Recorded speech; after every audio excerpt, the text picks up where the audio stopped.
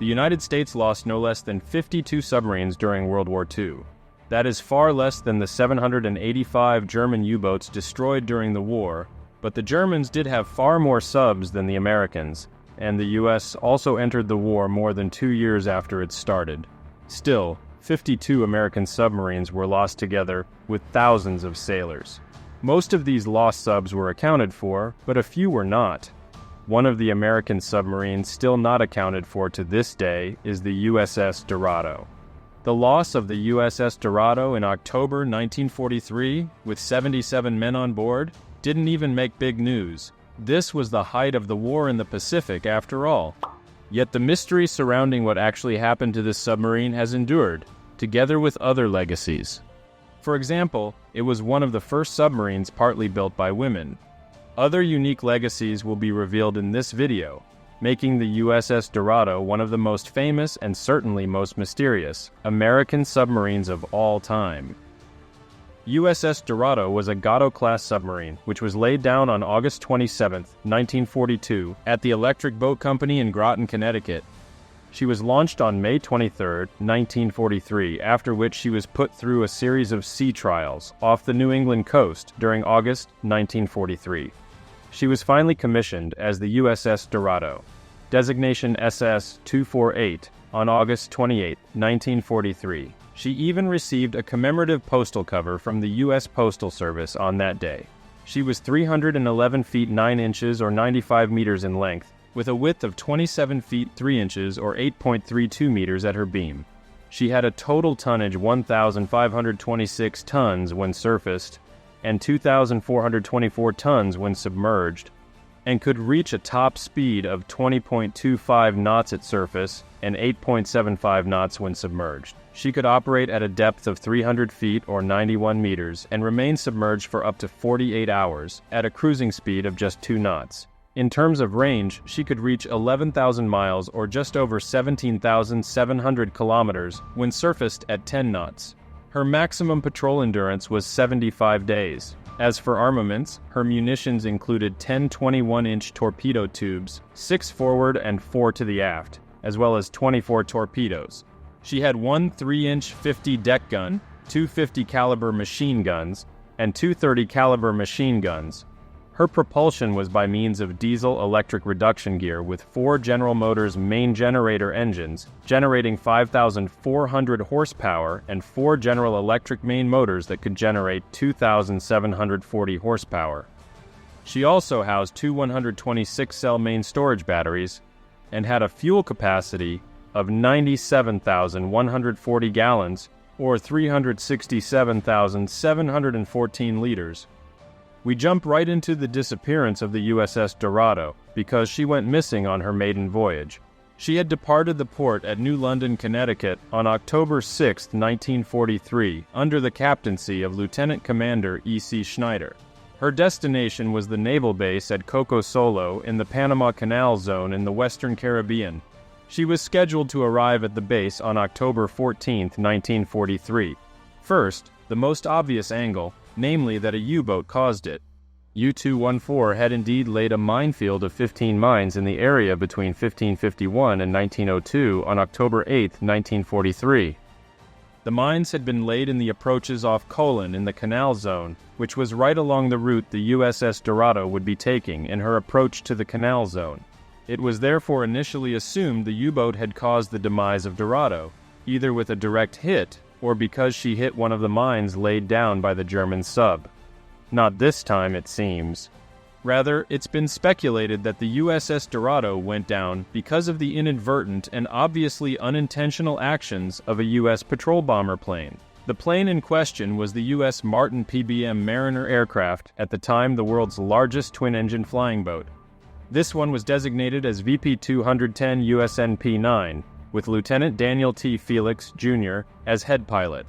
The Martin PBM Mariner was stationed at Guantanamo Bay in Cuba, and all of this went down on October 12, 1943, 2 days before the USS Dorado was scheduled to arrive at Coco Solo Base.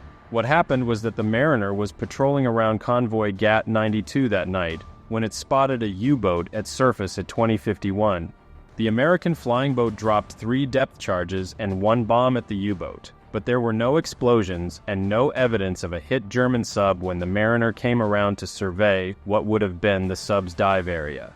At 22:33 hours, less than 2 hours after the first attack, the Mariner sighted another U-boat quite near where the initial attack had occurred. This time, the surfaced U-boat immediately illuminated the American aircraft and opened fire with its AA gun, which the circling American aircraft had to evade, leaving the scene in haste.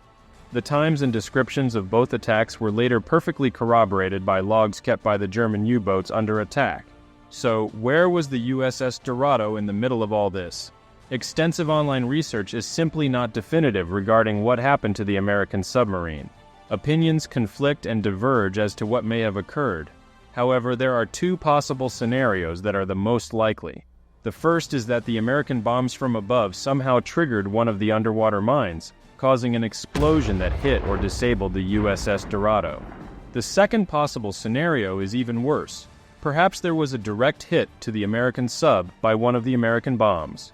Yet we need to remember that there were no signs of explosions observed by the overhead Mariner, or even evidence of debris or oil slicks in the water. Nothing.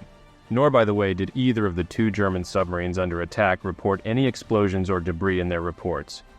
Also, could the American airmen have mistaken the USS Dorado for a German U-boat during the first attack?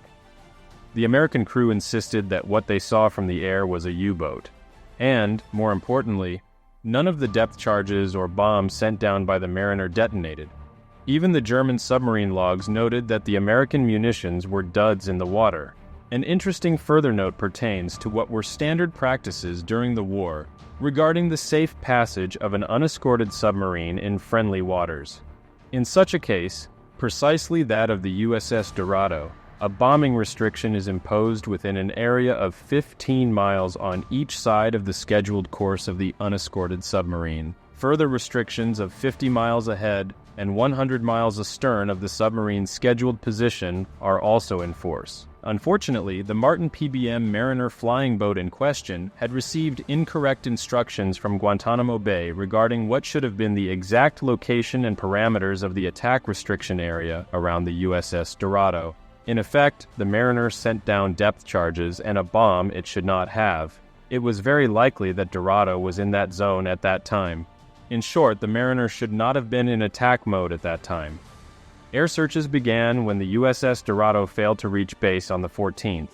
It was later revealed at the Court of Inquiry into the submarine's disappearance that what was thought to be widely scattered oil slicks and debris was neither. Instead, the so-called oil slick, which appeared oily by sight, were in fact large swaths of rotting seaweed, a common sight in that part of the Caribbean Sea. As for actual debris, no physical detritus from the Dorado has ever been found. Not a piece of hull, not a hatch, not a floating safety vest. For more than 2 decades, the disappearance of the USS Dorado had baffled naval experts and historians. Then something intriguing happened in the early 1970s, which provided a glimpse into what may have happened to the sub. During that time, cargo pilots flying out of the Yucatan Peninsula in Mexico reported using a landmark they dubbed the Gray Ghost as a heading on approach. Multiple pilots described an object sticking up from the sandy seabed of the shallow water off Yucatan. It was called the Gray Ghost because it cast a long shadow when the sun was low. All the pilots were unanimous in what they thought the Gray Ghost looked like, the conning tower of a submerged submarine. Could that have been the conning tower of the long-lost USS Dorado? One theory actually makes for a compelling case that the mysterious submarine off Yucatan was indeed the Dorado. It goes like this. The American submarine was hit or damaged by an explosion from one of the mines laid by the U-boat, or even reverberations from the American bomb or depth charges dropped. However, instead of sinking, she may have been damaged but not catastrophically enough to sink.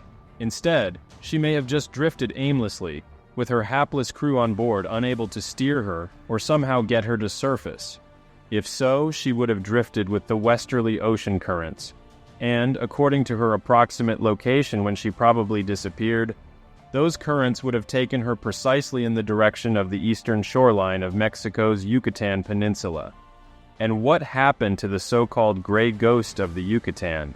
She vanished beneath the shifting sands of the shallow seabed. One almost wishes that's not what happened because one can only imagine what that crew must have gone through as they drifted aimlessly, eventually to their demise. What might have transpired on board the USS Dorado during those hours and days doesn't even bear thinking. Few submarines get immortalized in art. Even fewer get an entire collection in its honor. Incredibly, even ironically, the USS Dorado has such an artistic distinction, even though it never even finished its maiden voyage or engaged with any enemy vessel. That's because of an art project initiated in 1943 by S. DeWitt Clough, the president of Abbott Laboratories of North Chicago, Illinois. He collaborated with the art and poster section of the Navy's Office of Public Relations, along with the Associated American Artists, AAA, with the aim of boosting war morale, with a series of rousing paintings of an American submarine. The chosen submarine was the USS Dorado, and so it was that two artists from the AAA, George Schreiber and Thomas Hart Benton, sailed on board the Dorado during her sea trials in August 1943.